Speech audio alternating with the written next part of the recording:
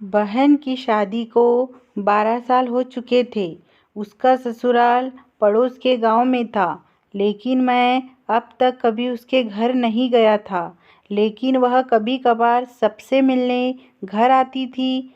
एक दिन मेरी पत्नी ने मुझसे कहा कि तुम्हारी बहन जब भी आती है तो उसके बच्चे पूरे घर पर कब्जा कर लेते हैं और बहुत परेशान करते हैं।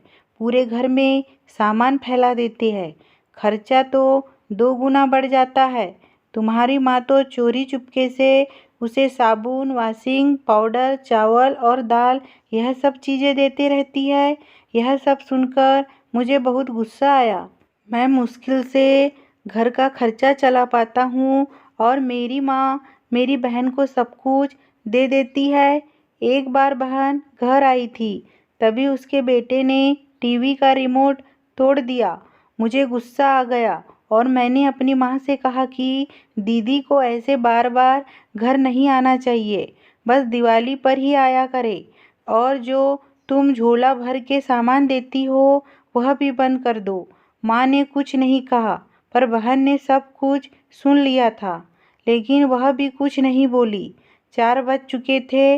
उसने अपने बेटे को तैयार किया और कहा, भाभी मुझे बस स्टॉप तक छोड़ दो। मैंने ऐसे ही झूठ मूठ दीदी को बोला, जा रही हो दीदी, कुछ दिन और रुक जाती। उसने मुस्कुराते हुए कहा, अरे नहीं, बच्चों की छुट्टियां ख़त्म हो रही है, हमें जाना चाहिए अब।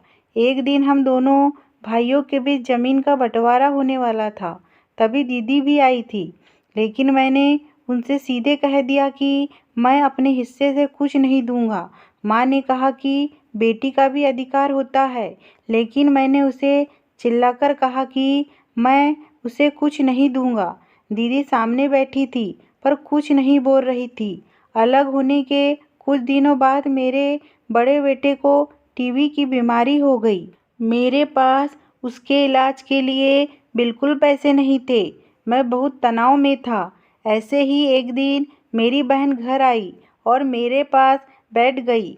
उसने अपना हाथ मेरे सिर पर फेरा और कहा कि तुम तनाव में हो क्या? मैं तुम्हारी बड़ी बहन हूँ। मैंने तुम्हें बचपन से पाला है। तुम्हें जानती हूँ। मैं और तुम मुझसे भी ज़्यादा बड़े दिखते हो। पर उसने अपने हाथों से सोने की चूड़ियाँ निकाली और मेरे हाथों में दे दी। उसने कहा, तुम पागल हो? तुम ऐसे ही टेंशन ले रहे हो? यह चूड़ियाँ लो और अपने बच्चे का इलाज करो।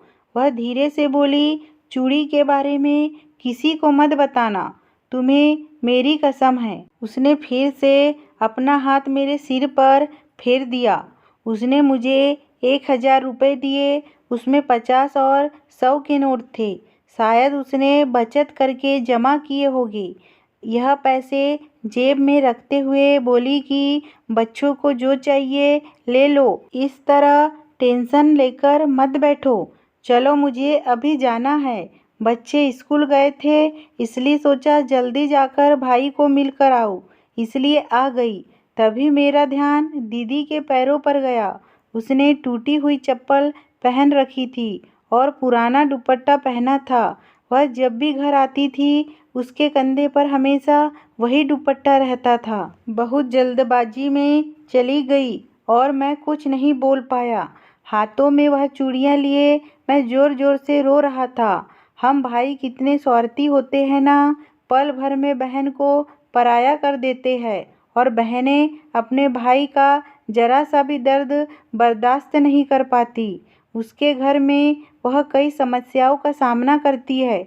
हमें थोड़ा समय देकर और अपनी बहन से हालचाल पूछना चाहिए। बस एक पल के लिए मुस्कुराएंगी, उतना ही काफ़ी है। उन्हें हमसे और कुछ नहीं चाहिए होता है। यह सच है कि किसी ने कहा है कि एक बहन दूसरी माँ होती है।